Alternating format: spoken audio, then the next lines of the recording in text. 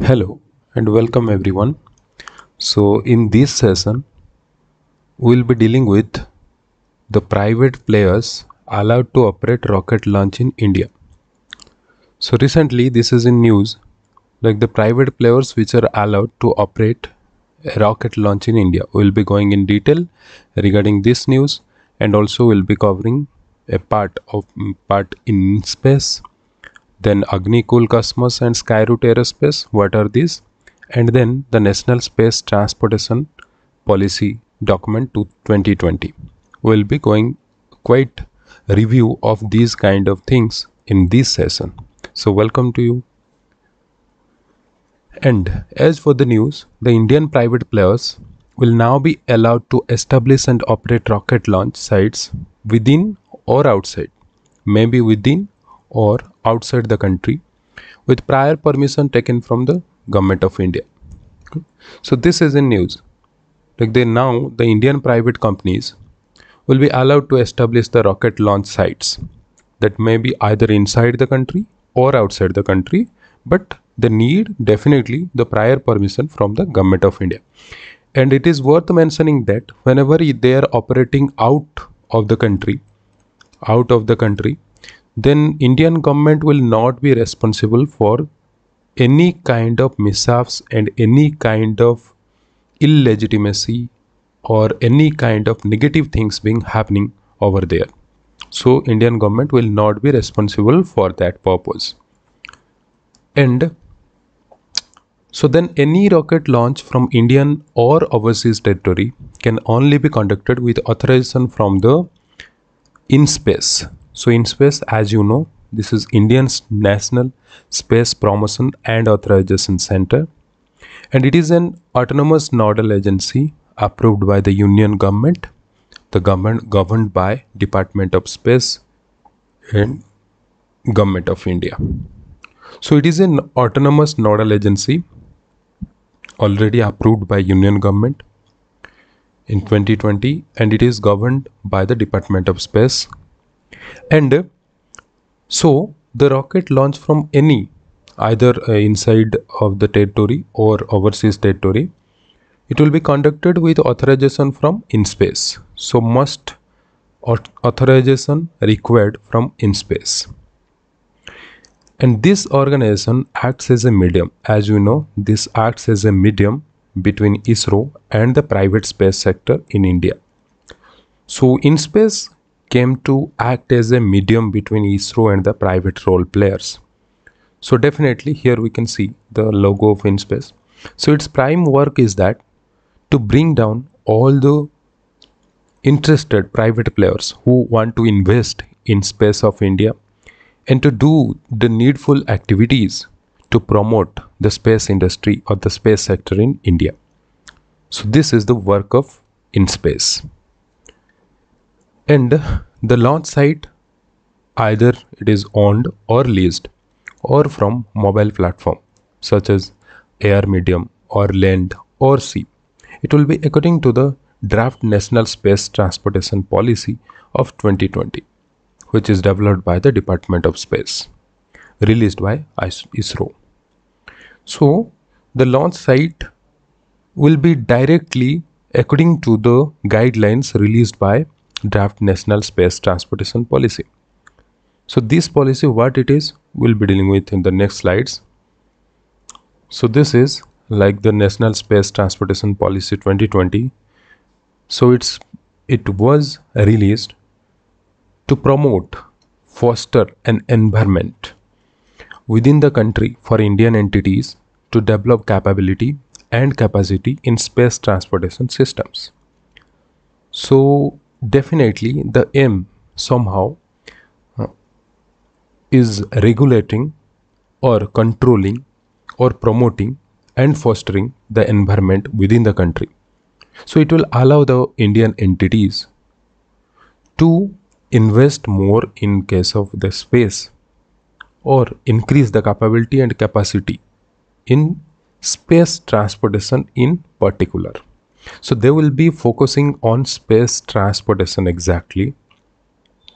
And Space transportation will be like we can see, or we can call it, there's launch vehicles. So launch vehicles which are used for transportation purpose from Indian territory to the space or backward. So that can be regarded as coming under this transportation system, space transportation system, and it will enable the commercial utilization. So this is the prime aim of the policy. Like, it will enable the commercial utilization of the launch capacity and space transportation technologies, which is developed by the department through its commercial arm. And it will engage in mutual beneficial partnership with international space agencies. So it will also engage in beneficial partnerships, or mutually both are getting benefited whenever we are working with any other international space agencies. That may be NASA or European Space Agency or etc. So it will increase the mutual beneficial partnerships within the national or international space agencies. And here we can see the vision document by the Prime Minister Modi government, making India self-reliant in space sector. So in the space sector, our aim to be a self-reliant country.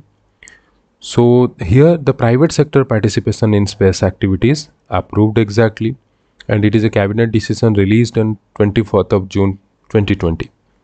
So exactly the aims are reforms to help India leapfrog to next stages of space activities to become a global technology powerhouse. So prime aim is that globally we will be a superpower in the field of space. Then to enhance socio-economic use of space assets and activities, like large-scale employment opportunities in the technology sector.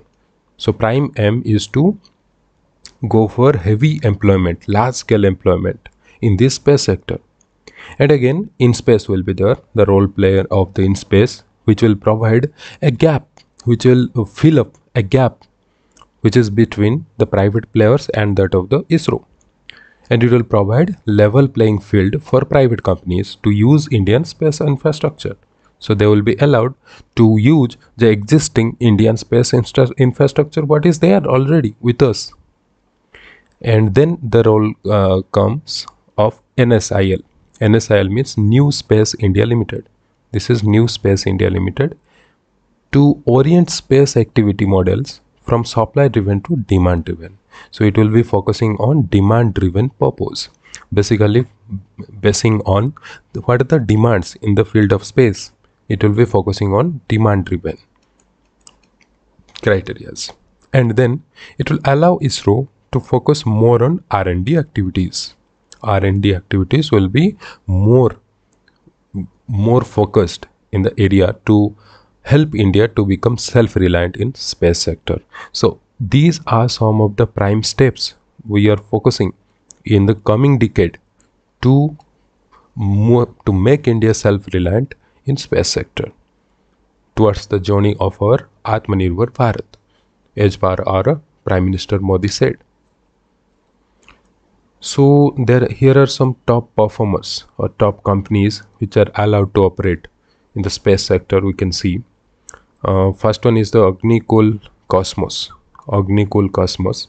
Here the two who made this success. The science deal with US Alaska Aerospace to test rocket. Okay, and also the Skyroot Aerospace. This is also another important company or private player.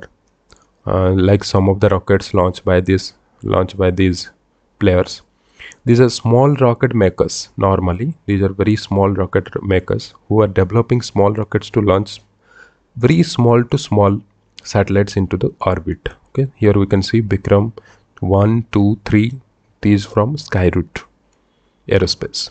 So these two are very good performers in India especially, which are making these small rockets to launch very small to small satellites into the orbit of the Earth. So again, thank you.